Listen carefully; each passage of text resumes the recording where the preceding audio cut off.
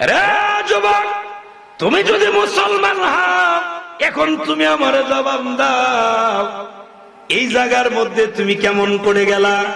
এখন হাফেজ আবুল বারাকাত বলেন, ও বাদশা, আমি ভ্রমণ প্রিয় মানুষ, ভ্রমণে বের হয়েছিলাম, এইভাবে মালদ্বীপ আগমন করেছি। ওখান থেকে দেখলাম ওই মহিলার সন্তানকে নেওয়া হবে, এই জন্য আমি তার বাড়িতে আশ্রয় পেয়েছিলাম। ওই মহিলার বাড়িতে আশ্রয় পাওয়ার কারণে আমি তাকে বললাম, আপনার বাড়িতে যেহেতু আপনি আমাকে আশ্রয় দিয়েছেন, ভয়ের কোনো কারণ নাই, আপনি অনুমতি দেন গো, আমি ওই জায়গার মধ্যে চলে যাব, আপনি আপনার মেয়ে নিয়ে চলে যাবেন। বাদশা কোথায়? এখন মহিলারা কোথায় খবর নেন। বাদশা লোক পাঠাই দিছে, মহিলারও আনছেন, মহিলার মেয়েরও নিয়ে আসছেন। আনার পরে জিজ্ঞেস করছে, ঘটনা ঠিক বলে? ঘটনা ঠিক, এই যে আমি এবং আমার মেয়ে। তাহলে সাক্ষী উপস্থিত। রে যুবক, এখন তোমারে জিজ্ঞেস করি, বলো এই জায়গার মধ্য থেকে কেমনে তুমি বেঁচে এসেছো?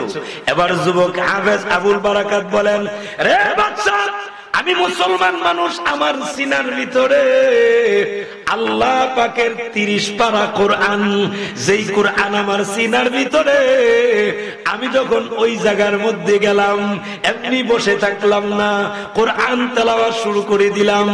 এইভাবে যখন তেলাওয়াত করতেছি, করতে করতে তেলাওয়াত করতে করতে হঠাৎ তাকায়া দেখতে পাই গো, অদ্ভুত প্রাণী আগমন করেছে। ওই অদ্ভুত প্রাণীটা আগমন করার পরে আমার দিকে তেড়ে আসে না, ওই মাথাটা তার একটা পাথরের উপরে উঠায়, পাথরের উপরে উঠাইয়া এমনি আমার দিকে নজর দেয়, এমন ভাবে তাকিয়ে আছেন, একটি পলকও ফেলেন না, এমন ভাবে তাকিয়ে রয়েছেন। আমিও কোরআন তেলাওয়াত ছাড়ি না, গোটা 30 পারা কোরআন তেলাওয়াত করে ওই প্রাণীটাকে যখন শোনায়া দিয়েছি, আল্লাহর কোরআনের বরকতে, আল্লাহর কোরআনের মর্যাদার কারণে ওই অদ্ভুত প্রাণীটা পানিতে ডুব দিয়ে চলে গেছেন, আর দ্বিতীয়বার আসেন নাই। একটু জোরে মুহাব্বতে বলা যাবে কি সুবহানাল্লাহ? এই কোরআনের দাম, এই কোরআনের মর্তবা, এই কোরআনের মর্যাদা। সুতরাং কোরআনের দাম, এই কোরআনের দাম থাকার কারণে এই কোরআনকে একটি অদ্ভুত প্রাণীও চিনল। কথা বলেন ঠিক না বেঠিক?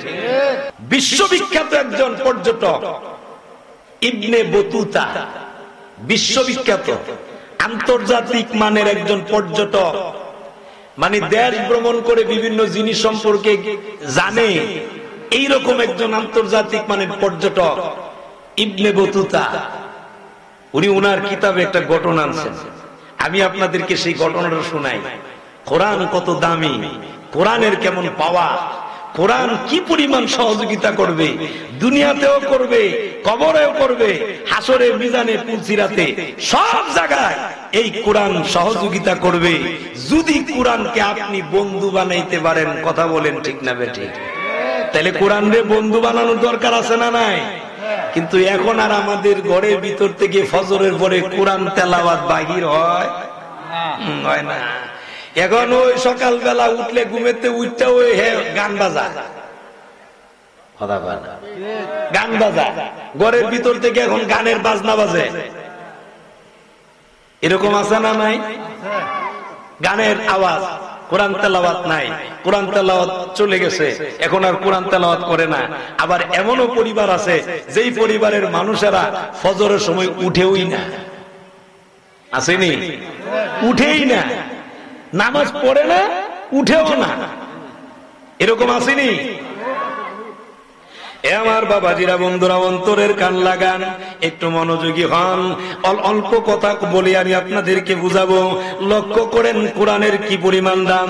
এই কোরআনের এমন দাম, রে মুসলমান বাবাজিরা, দাম দিছেন যিনি, বলুন তিনি কে?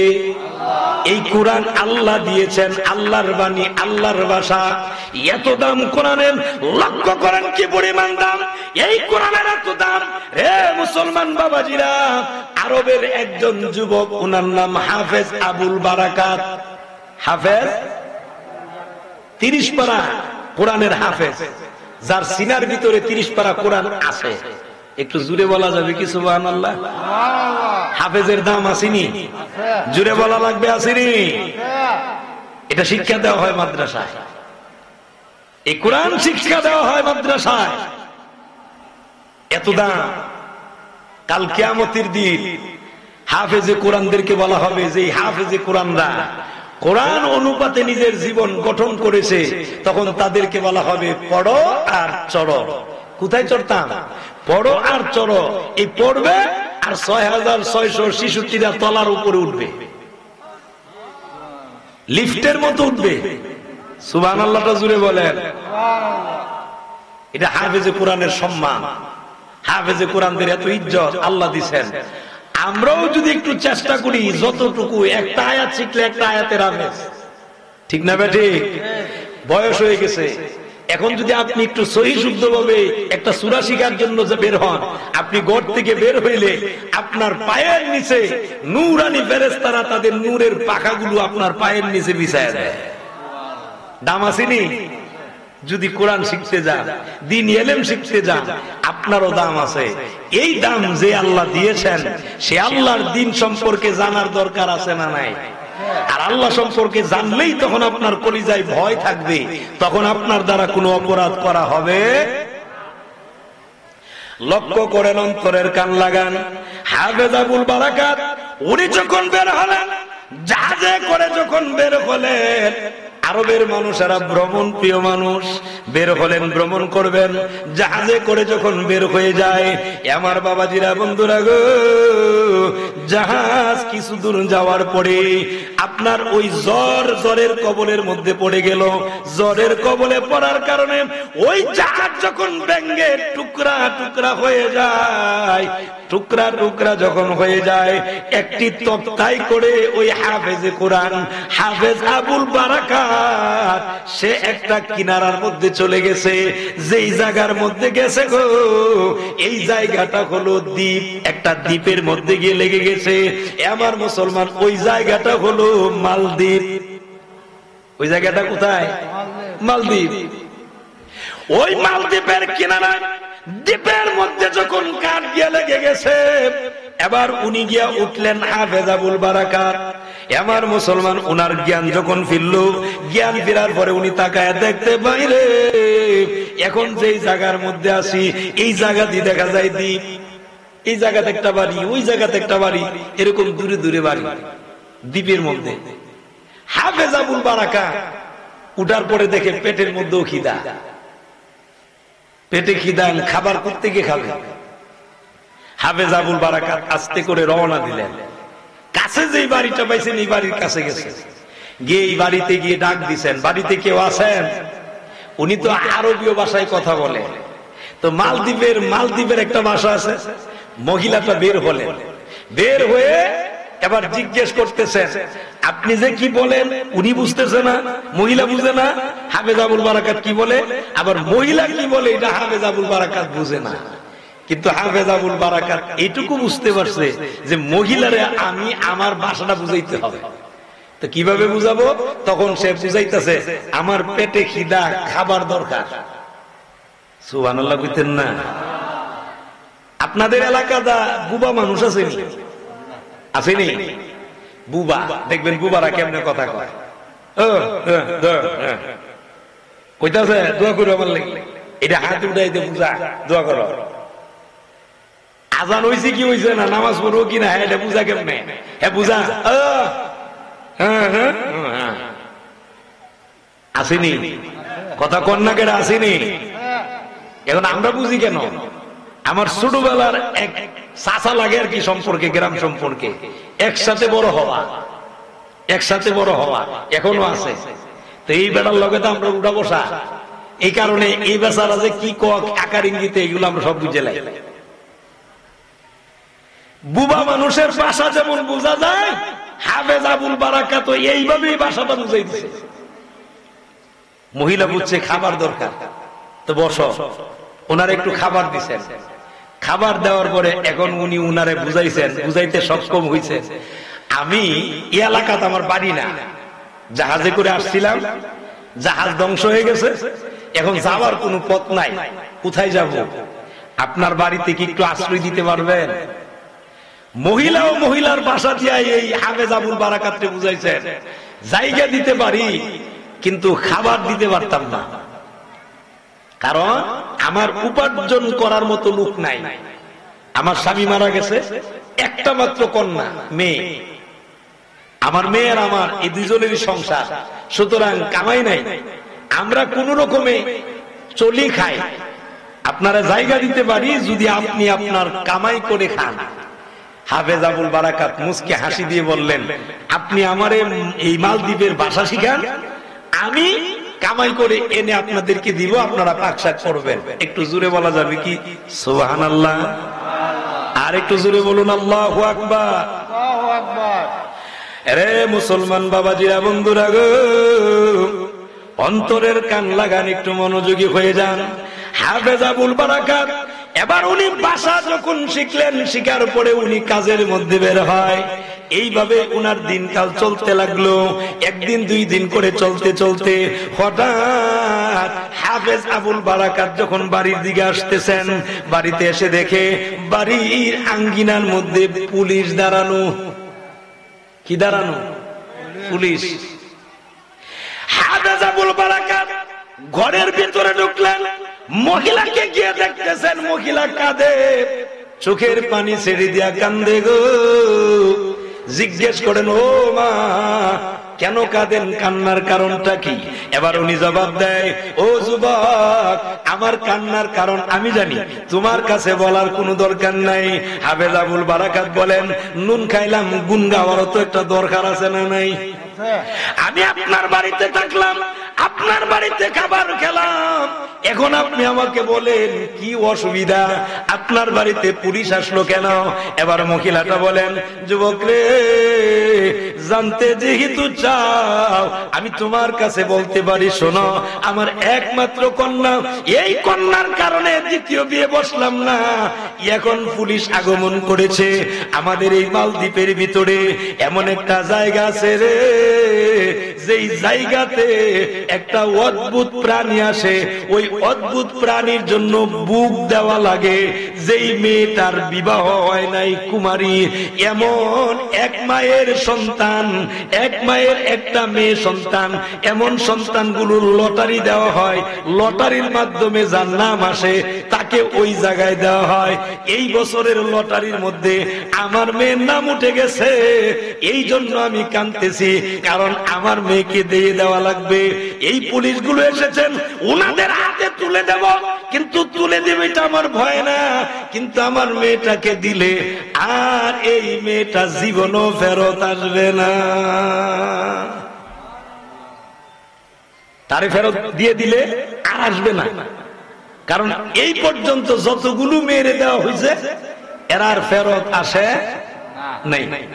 হাফেজ আবুল বারাকাত মুসলমান মানুষ, সে চিন্তা করতেছে হায়াত মৌতের মালিক তো আল্লাহ, কিন্তু এত নিশ্চিত করে বলে কিভাবে?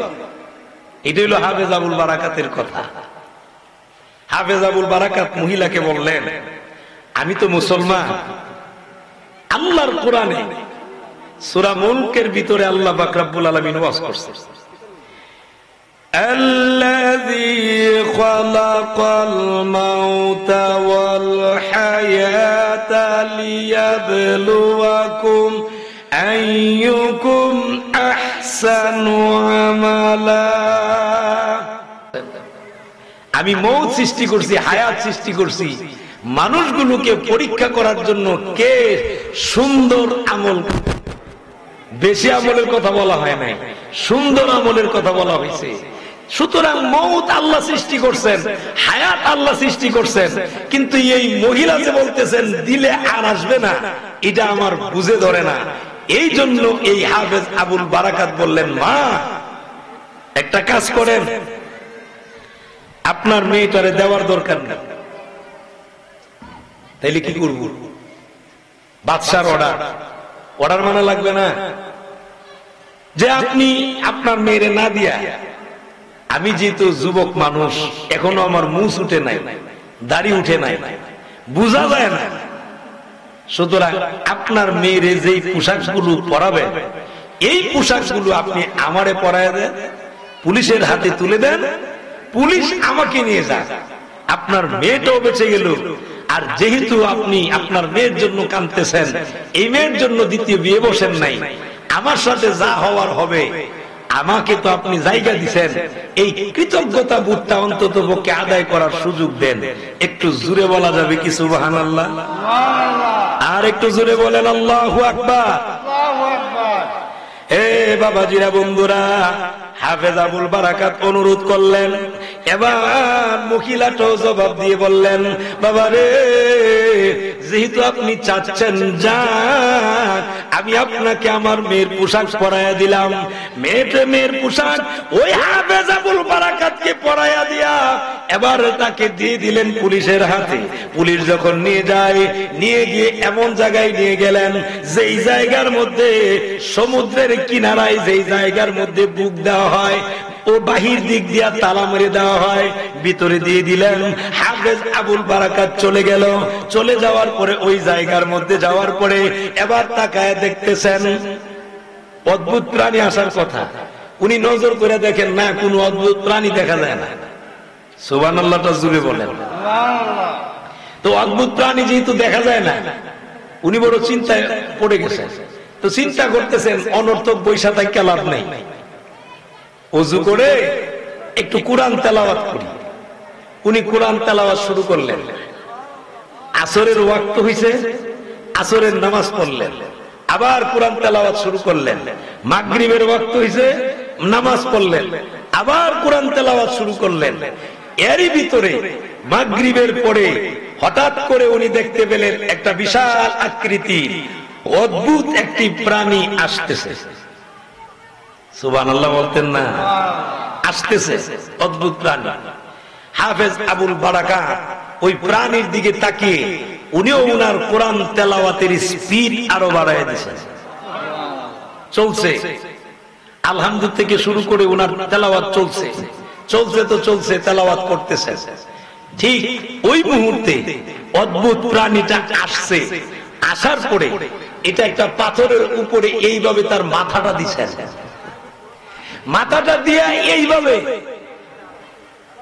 একদম পলকহীন ভাবে হাফেজ আবুল বারাকাতের দিকে অদ্ভুত প্রাণীটা তাকায় রয়েছে। সুবহানাল্লাহটা জুড়ে বলেন, আরো জুড়ে বলেন আল্লাহু আকবার। পলকহীন দৃষ্টিতে তাকিয়ে আছে। রা মুসলমান, হাফেজ আবুল বারাকাত উনিও এমন ভাবে তেলাওয়াত শুরু করলেন, তেলাওয়াতের আওয়াজ ওনার আর বন্ধ হয় না। এই দিক দিয়া ওই অদ্ভুত প্রাণীটা পলকহীন দৃষ্টিতে হাফেজ আবুল বারাকাতের দিকে তাকিয়ে আছে, নজর লড়ায় না, এমন ভাবে তাকিয়ে আছে। বাবারা গো, গোটা কুরআন শরীফ 30 পারা কুরআন যখন খতম হয়, 30 পারা কুরআন খতম হওয়ার পরে ওই অদ্ভুত প্রাণীটা এখন উনি উনার মাথাটা আস্তে করে নিচে নামায়, এমন ডুব দিছে রে, সমস্ত রাত্র পার হলো, এই অদ্ভুত প্রাণী আর এখানে আগমন করে না। চলে গেল বিদায় হয়ে। হাফেজ আবুল বারাকাত করবে কি? উনিও কোরআন তেলাওয়াত ছাড়ে নাই। যেই কোরআন তেলাওয়াত এত মজা পেয়েছে, অদ্ভুত প্রাণীটা কোরআন তেলাওয়াতের মুজিজা আছে না নাই? জুড়ে বলা লাগবে, আছে না নাই? আমার মুসলমান বাবাজিরা গো, এখন উনার তেলাওয়াত শুরু হয়ে গেল, কিন্তু উনি যুবক মানুষ, যুবতী না। এইভাবে যখন সময় চলে গেল, ফজর যখন হয়ে গেল, উনার শরীরের পোশাকের একটু পরিবর্তন হয়েছে নি? পুরুষ মানুষ তো পরিবর্তন হয়েছে। এমন বাদশার লোকেরা, মালদ্বীপের বাদশার লোকেরা, পুলিশ, এরা গেট খুলছে। গেট খোলার পরে গিয়া দেয় এটা যুবক। এরা ভয় পাওয়ার কথা না, রাখছে যুবতী, এখন দেখা যায় যুবক, তাও আবার জিন্দা। ভয় পাওয়ার কথা না? জুড়ে বলেন না, ভয় পাওয়ার কথা। পুলিশ এলাকায় বলো তুমি মানুষ না জিন? এরারও তো ভয় আছে। উনি বললেন আমি মানুষ। তাহলে আমরা তো রেখে গেছিলাম যুবতী, তুমি দি দেখা যায় যুবক। উনি উনার ঘটনা বর্ণনা দিলেন।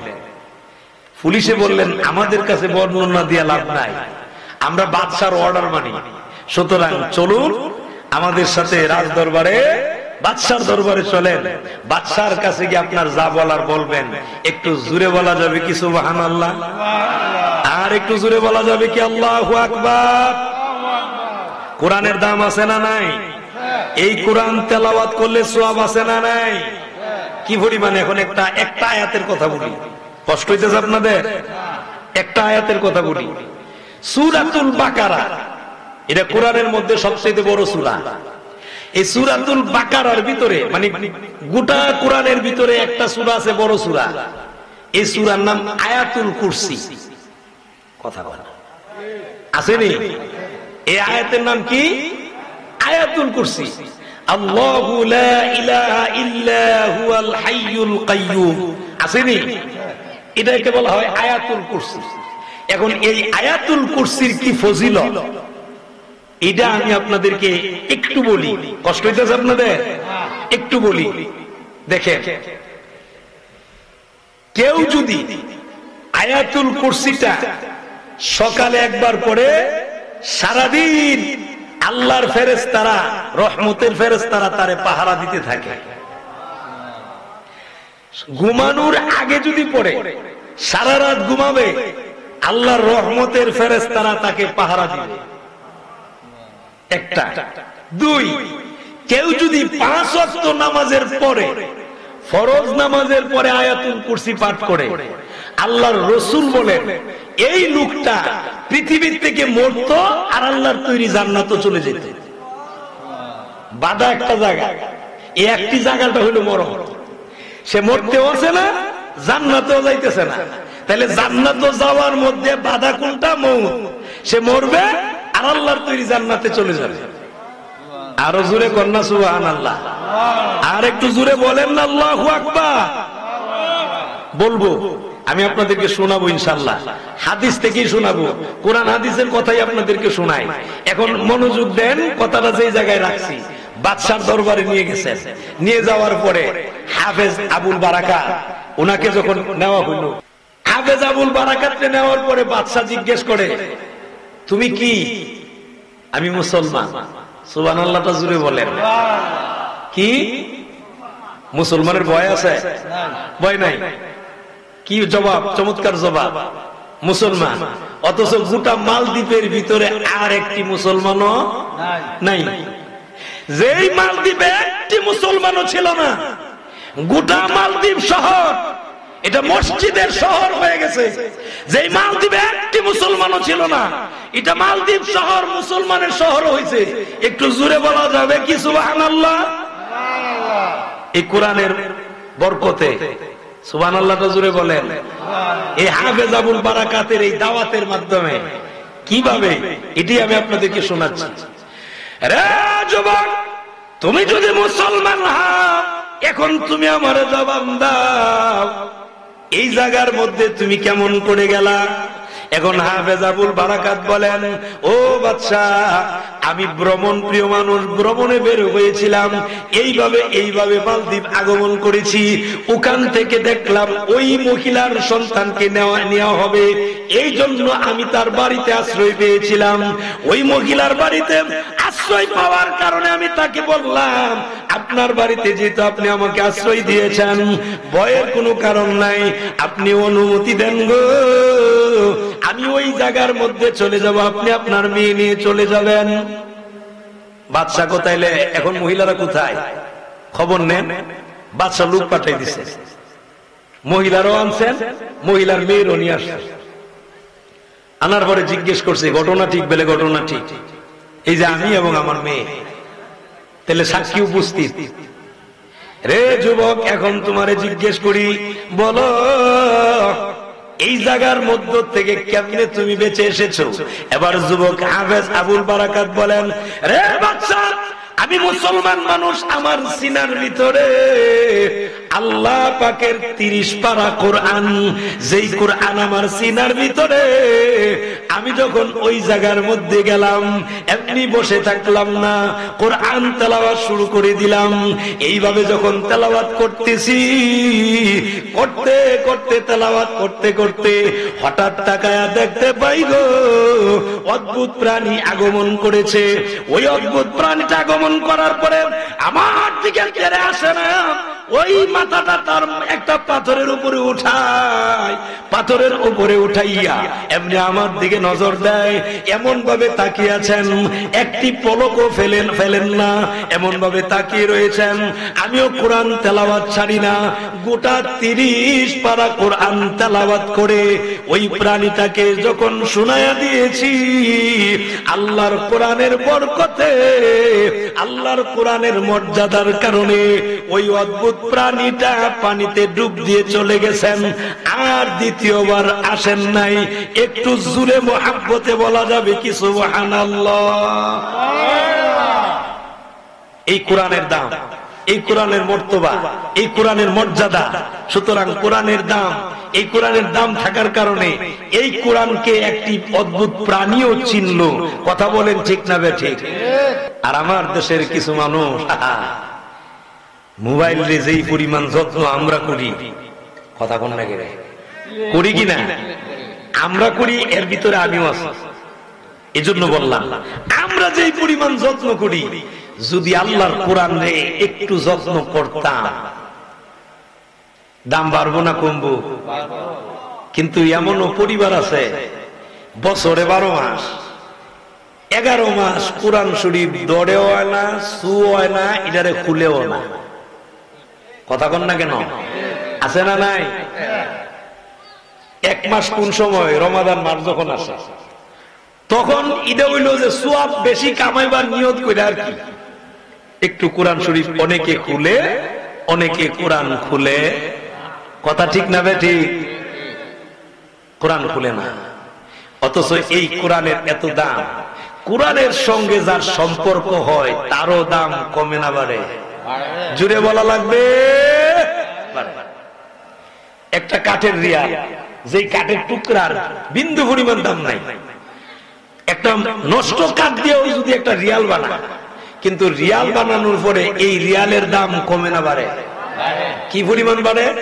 আপনার পাও লাগবে, আরেকজনে দেখছে, এলা দমক দেখবে, কোরআনের রিয়াল, তাড়াতাড়ি সালাম কর, ঠিক না? সালাম কর। তার মানে তখন এই কাঠ দামি কাঠ হয়ে গেছে, এই কাঠ আর কাঠ নাই, এই কাঠ এখন দামি কাঠ। কোন কাঠ? এটার নাম পরিবর্তন হয়ে গেছে রিয়াল। কিসের রিয়াল? কোরআনের রিয়াল। একটু জোরে বলা যাবে কি সুবহানাল্লাহ? তো মাঝে মাঝে কিছু মানুষ কোরআন শরীফের যত্ন করে না, আর এই যত্ন না করার কারণে দেখবেন এই কোরআন যে ওই যে রাখছে মাসাঙে, রাখছে ওই আপনার তক্তের উপরে অথবা কোন ডেস্কের উপরে রাখার পরে এটা আস্তে আস্তে আস্তে আস্তে দেখবেন কিছু অনুফুকা আছে না, মাটি নিতে নিতে এই কোরআনের ভিতরে দেখবেন অনুফুকায় কাটটা লাগে। কোরআনটা তো কাগজ, এটা কাগজ না, এটা কাগজ। তো কাগজ কাটতেই পারে, মাটি বললে মাটি কিছু নষ্ট করে। আর আমগো দেশের কিছু অপদার্থ গায়ক আছে, অপদার্থ গায়ক, এই অপদার্থ গায়কেরা তখন গান গায়, কোরআন যদি আল্লাহর কিতাব হবে তেলা পোকা কেন খাবে ও মোল্লাজি, কোরআন যে বড় বুঝা পড়নি। মানে হ্যাঁ হ্যাঁ খুব বুঝে বালা, কথা কয় না, হ্যাঁ জুড়ে কর না, ঠিক না বেঠে? হ্যাঁ ঠেলা দে, ফতমই ধাক্কা দিছে, কোরআন যদি আল্লাহর কিতাব হইতো তো তেলা পোকা খাইতো কেরে? হ্যাঁ এটা বুঝাইছে কোরআন আল্লাহর কিতাব। নাউজুবিল্লাহ কইতেন না? আরো জুড়ে বলেন না নাউজুবিল্লাহ। আর আমগো দেশেরও কিছু মানুষ আছে, এটা সুর শুনলে পাগলের জায়গা, বুঝে আর না বুঝে আসেনি, সুর শুনলে পাগলের কি যে কইছে এটা বুঝে না, পাগলের জায়গা। এরপরে দেখবেন কিছু অপদার্থ গায়কেরা গান গায়, মসজিদ যদি আল্লাহর গড়ি হবে নদী কেন ভাঙ্গে, ও মোল্লাজি নামাজ যে পড়ো বুঝা বরণী, নামাজ যে বড় বুঝা বরণী, এতে বুঝুন লাগবো, কথা কন না কেন? আরে সমুদ্রের ওই নদীর কিনারায় অনেকের বাড়িঘর থাকে না, আল্লাহর ঘর মসজিদও থাকে। তো নদী বাংলে মসজিদে অনেক মসজিদ ভেঙে যায়, তো আল্লাহর ঘর মসজিদ বাংলে এই বাঙ্গা দিয়ে নদী ভাঙছে, এটা আল্লাহর ঘর, আল্লাহর নদী ভাঙছে। সুতরাং বাঙ্গার কারণে হ্যাঁ বুঝাইতো চাই এটা আল্লাহর ঘর। নাউজুবিল্লাহ বলতেন না? আরো জোরে বলেন না নাউজুবিল্লাহ। এরা মুসলমান, মুসলমান যুবক হাফেজ আবুল বারাকাত, উনাকে বাদশা ডাক দিলেন, রে যুবক তুমি যদি মুসলমান হও, এমন দান যদি কোরআনের হয়, তুমি যেই নবীর উম্মত, তুমি যদি বলে থাকো কোরআনের কারণে যদি ওখান থেকে ফেরত আসতে পেরেছো, এখন আমি তোমাকে বলি আগামী বছর আবার ওই জায়গার মধ্যে আমি তোমাকে দিতে চাই। যদি আগামী বছর ফেরত আসতে পারো রে, আমি তোমার কাছে ওয়াদা দিলাম, ও যুবক মুসলমান, আমি তোমারে ওয়াদা দিলাম, এই মালদ্বীপের বাদশা হওয়ার পরেও আমি তোমারে ওয়াদা দিলাম, আমার মালদ্বীপের যত মানুষ আছে সব নারী আর পুরুষদেরকে একসাথে করে নিয়ে আমি তোমার হাতে হাত রেখে একসাথে সবাই মুসলমান হয়ে যাব। বাদশা অর্ডার করছে, তার সাথে চ্যালেঞ্জ করছে, যদি তুমি ফেরত আসতে পারো আগামী বছর, এক বছর পরে এনে যেত। হাফেজ আবুল বারাকাত মুসলমান মানুষ, রে মুসলমান, উনি তখন জবাব দিয়ে বললেন, ও বাদশা, আপনি আমার কাছে চ্যালেঞ্জ ছড়ে দিয়েছেন, এখন আপনি আমার থেকেও নেন। আপনি যদি বলেন এক বছর পরে আবার ওই জায়গায় যাওয়ার জন্য, আমার কোনো অসুবিধা নাই। এখন আমি আপনার কাছে বলি, আমার রব যদি আমারে হায়াত দেয়, আগামী বছর ওই জায়গায় যাব। এখন আপনার কাছে আমার অনুরোধ, আপনি আপনার রাজ দরবারের মধ্যে এমন একটা রুম দিবেন, যেই রুমের ভিতরে আমি যেন রবের ইবাদত করতে পারি। জুড়ে আমি আমার রবের ইবাদত করতাম। আল্লাহর ইবাদত করার দরকার আছে না নাই? জুড়ে বলা লাগবে, আছে না নাই? শুধু নামাজের নাম ইবাদত এমন না, আপনার জন্ম থেকে শুরু করে কবরে যাওয়া পর্যন্ত আল্লাহর যত আদেশ যত নিষেধ, এই সবগুলো মানার নাম আল্লাহর ইবাদত। সুবহানাল্লাহ বলতেন না? তো ইবাদত দরকার আছে না নাই? মহোদয় বললেন, কোনো অসুবিধা নাই, তুমি চাইছো আমি দিলাম। তো দিলে অসুবিধা নাই, আমি শুরু করলাম। রুমের ভিতরে ঢুকে ওযু করে নামাজ পড়ে রাত্রিবেলাতে আল্লাহর বান্দা হাফেজ আবুল বারাকাত ঘুমায় না। যার সাথে কথা বলে বলুন তো তিনি কে? আরো জোরে বলা লাগবে, তিনি কে? আমরা বুঝি না তো। মুসলমান, ও গণশেখপুর এলাকার মুসলমান, দুনিয়ার মানুষের কাছে চাওয়ার দরকার নাই, কিন্তু আমরা এমন হয়ে গেছি, এখন নেতার পিছে যেইভাবে তেল মারা মারে, কথা বলে মারেনি, নেতার কাছ থেকে একটু জিনিস পাওয়ার লাগি, দুনিয়ার নেতার কিছু দুনিয়াবি কিছু স্বার্থের লাগি এমন তেল মারা মারে রে বাবা, রে বাবা, রে বাবা। ফারে না হেরে শুয়ায়া কইতো আমার ফিটটা রুখে দাঁড়ে, কথা বল না কেন? হেকালিটা পারে না, সব দেলা দুনিয়ার একটু স্বার্থের লাগে। কিন্তু যেটা তুমি দুনিয়ার নেতার পিছনে দিতেছ দুনিয়ার জন্য, এর 1000 ভাগের 1 ভাগও যদি আমার আল্লাহর জন্য দিতে, আমার আল্লাহ তোমাকে এত পরিমাণ দিত তুমি কল্পনাও করতে পারবে। সুবহানাল্লাহটা জুড়ে বলে। কিন্তু রবের দরবারে যায় না, আর রবের দরবারে না গেলে আল্লাহ দিবে না, কথা ঠিক না ঠিক? আল্লাহ বলছেন, চাওয়ার পদ্ধতিটা দেখেন, যে পদ্ধতিটা অনুসরণ করছেন হাফেজ আবুল বারাকাত। সূরাতুল বাকারার ভিতরে আল্লাহ নিজে বলছেন, ইয়া আইয়ুহাল্লাযীনা আমানুস্তাঈনু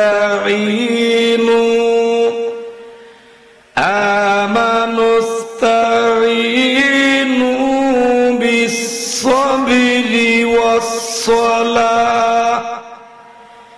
ইন্নাল্লাহা মা'আস সাবিরিন। আল্লাহ নিজে বলছেন দুইটা কাজ তোমাদের ঈমানদারদের। কাদের? জোরে বলেন কাদের? ঈমানদারদের। ঈমানদারদের প্রথম কাজ, তোমরা ঈমানদার, তোমরা প্রথম কাজ তোমরা নামাজের মাধ্যমে ধৈর্য ধারণ করবে। 2 নাম্বার কাজ হলো ধৈর্য ধরা। নামাজের মাধ্যমে ধৈর্য ধারণ করবে। ধৈর্য ধারণ করে যদি আল্লাহর কাছে সাহায্য চাও, আল্লাহ বলছেন ইন্নাল্লাহা মা'আস সাবিরিন, ওই সমস্ত ধৈর্যশীলদের সাথে আমার আল্লাহ থাকেন। আরো জোরে কোন সুবহানাল্লাহ। আমরা যেই মানুষ হইছি ধৈর্য নাই, ঠিক না ভাই? ঠিক, কোনো ধৈর্য নাই। আমরা আসার পথে আমার ভাই এই হবিগঞ্জ মিডিয়ার যিনি প্রোপাইটার, আমার ভাই বললেন যে হুজুর ধৈর্য এমন একটা বিষয়, এটা হইলে সবই হয়। আমি বললাম বৈধ পথের ধৈর্য যদি হয়, সেই ধৈর্যের মাধ্যমে আল্লাহ সকল সফলতা